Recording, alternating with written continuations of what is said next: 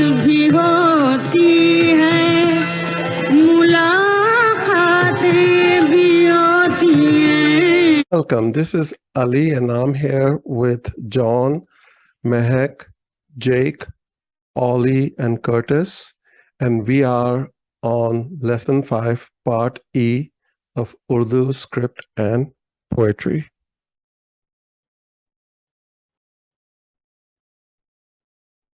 ना बहार है, ना नगमा, ना चमन, ना आशियाना, ना मेरी कोई कहानी, ना मेरा कोई फसाना.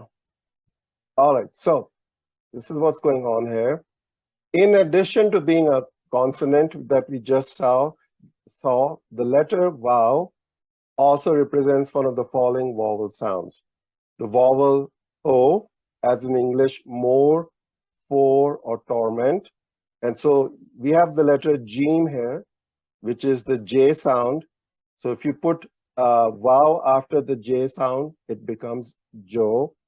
If you put an accent mark up here, which is called pesh, it looks like a little vowel itself up there. It becomes the double U sound, the long U sound, like in rude, shrewd, or food. And then this thing called diphthong, AU, as in jaw, as in coat or moat. And let me pull this down because I can't see it. If you put a zabar, so this accent mark here, let me pull up for you. Oh, there we go. Sorry, I need my laser pointer. So let me just do this again, 1 second here. So we have the Jim, this is the letter Jim, and then we have Vav. If there are no accent marks up here, then it's simply pronounced Jo. If Jo has an accent mark called Pesh up here, this is the accent mark, then it sounds Ju, as in long U.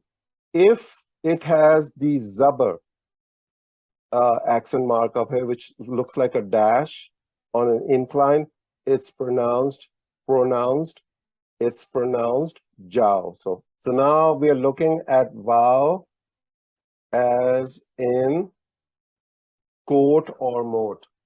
And so what you do is you put the zabar, the accent mark zabar on top.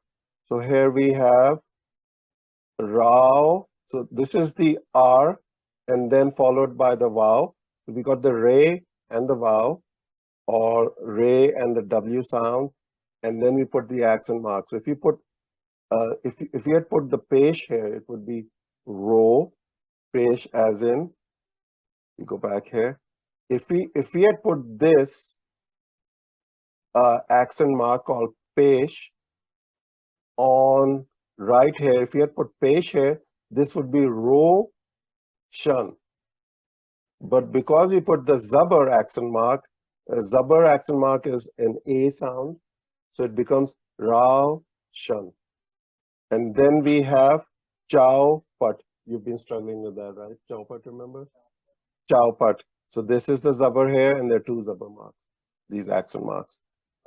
This one right here, as in coat and moat. I'm going to use Jim as our go-to letter plus Vav. And this time what we need to add is the Zabar. That's the accent mark called Zabar. And then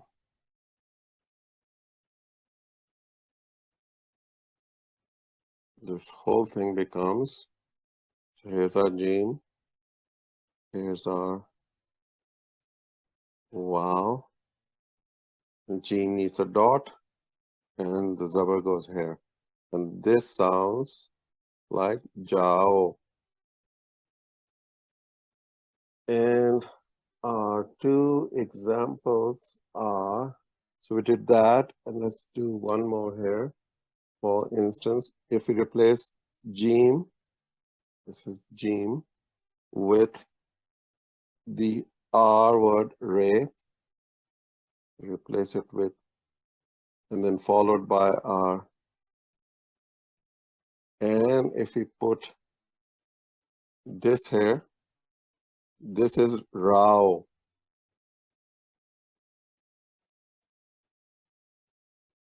Which becomes the word Roshan. Mode.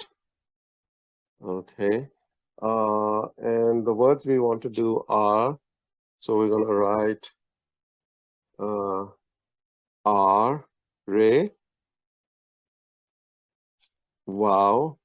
So this right now sounds like Ro, right? So this is Ro right now. Okay. Now I'm going to write this again. I just wrote Ro, and now what I'm going to do is put the Zabar on top of the R.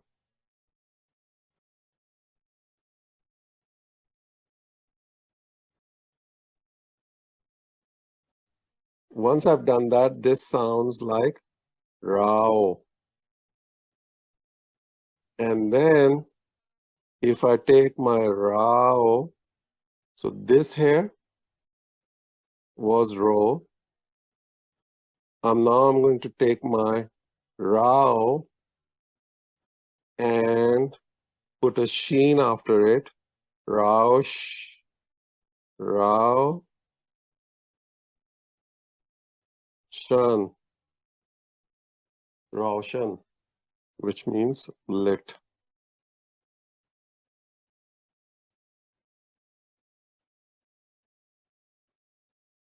So that's our first word. This is just Cho, but if we put the Zabar,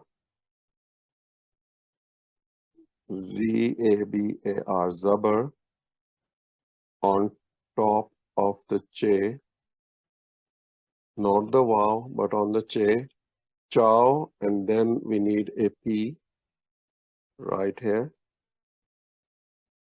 And then we need a hard T right here. And we need a second Zabar right here. So now this is Chow Pat, which means useless, broken, yeah, and so on. Let's do the words here. This is our Che. Cha-cha sound. This is standalone form. Then we have the Wow. And Che has 3 dots. This is the standalone form Wow. Or this thing here. This is the Urdu W or V, as we know. After the Wow comes the letter P with 3 dots. And this is the English letter P. And then this is our hard T letter in Urdu. All right, jaw part, and I think that's all.